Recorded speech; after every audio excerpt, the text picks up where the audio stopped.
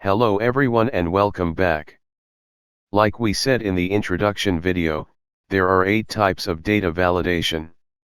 Any value, whole number, decimal, list, date, time, text length, and custom. In this video, we will be talking about whole and decimal numbers. This is a table of products and their respective quantities. The user is supposed to be filling in the quantity of each product. It is common sense that this should be a whole number, that is an integer, and it also should be greater than or equal to 0, because a negative quantity in this case makes no sense. To enforce these rules, we select the cells where the quantities would go, we go to Data tab in the ribbon, we click on Data Validation, and this dialog box will appear. The Data Validation dialog box contains 3 tabs.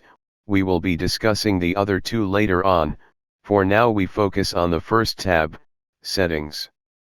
Under the drop-down list, Allow, we select Whole Number. A whole number can be either positive, negative, or a 0. We want to disallow users from typing negative integers, so under the data drop list you will find 8 comparison operators. In this case we will select greater than or equal, and in minimum, we will type 0, so now the user must type a whole number that is greater than or equal to 0, satisfied. We click OK button, and that is it. Let's give it a try. When we type in a whole integer that is greater than or equal to 0, the cell accepts the value. If any condition is not fulfilled, a standard error message appears. We will be customizing this error message in later videos. The other numeric data validation type is decimal. It means a number with a decimal point, be it negative, positive, or 0. This is an example. Suppose the user is supposed to type the price for a list of products. The price is a positive number that can contain a floating point, but definitely greater than 0. We select the range of cells containing the price. We go to Data tab on the ribbon, click on Data Validation button, and the dialog box will appear.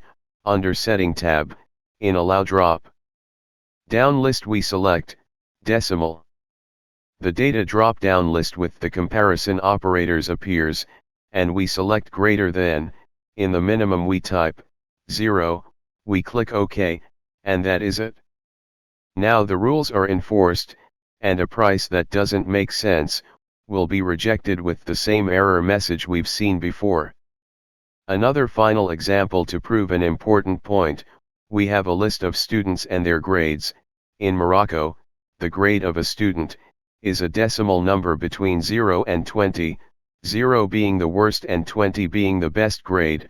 We select the cells where the grades will go, and we go to the Data tab in the ribbon, we click on Data Validation, the dialog box appears, and we select decimal as data validation type.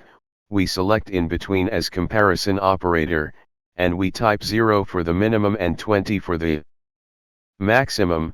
Finally we click OK. Notice that the cell that already contained a value that did not match our constraints did not raise an error. This is important to know. If a cell already contained a value that does not match our data validation rules, nothing will happen. The cell will maintain its current value without raising a flag.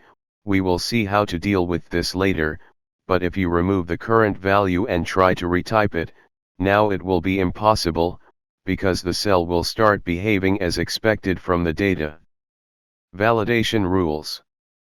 That will be it for this video. I hope everything was clear.